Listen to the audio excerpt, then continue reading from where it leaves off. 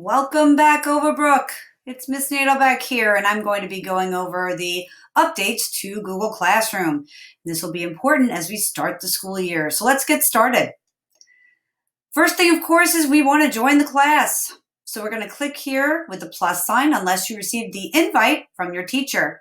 If you did not and you have the class code, you click on the plus, join class, and you'll just type your class code in here. Next, we're going to actually look at a classroom.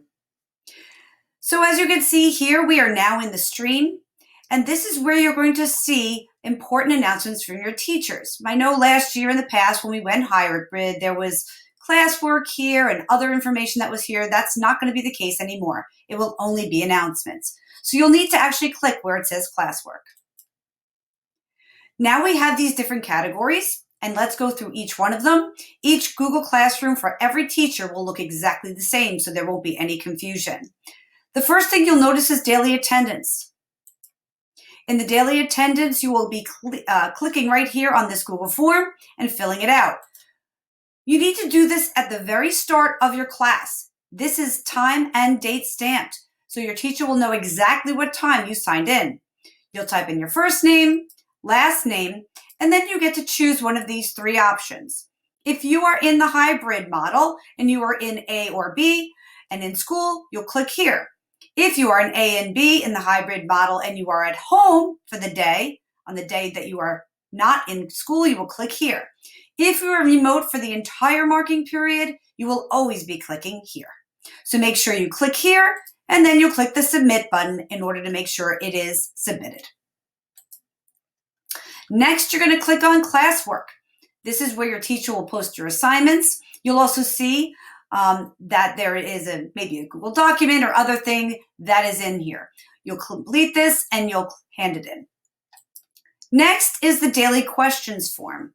This is important as well. Let's just say you are in class or at home and you have a question. You will click on the date. You'll type in your question. If there's a student that knows the answer, they will type it in here, and your teacher will put their response in here.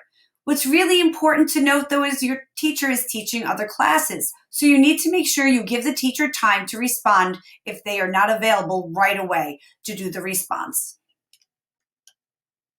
After the daily questions, you'll notice class resources. This is where you will see e-textbooks, other resources that you might need to complete your work. So make sure you check this regularly.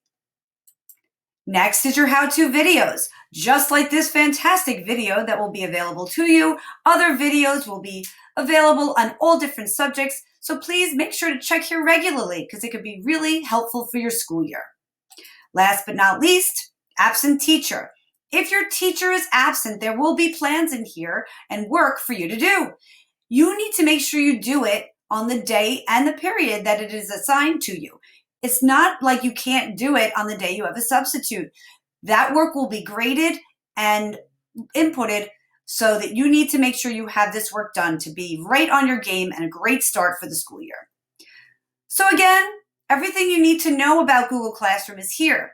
I will be doing another part 2 of Google Classroom where we'll be talking about other aspects of it. But for now, that's all I have for today. If you have any questions, please email snadelback@pinehillschools.org, and always make sure to say hello when you see me in the halls. That's about it. Talk to you soon. Bye.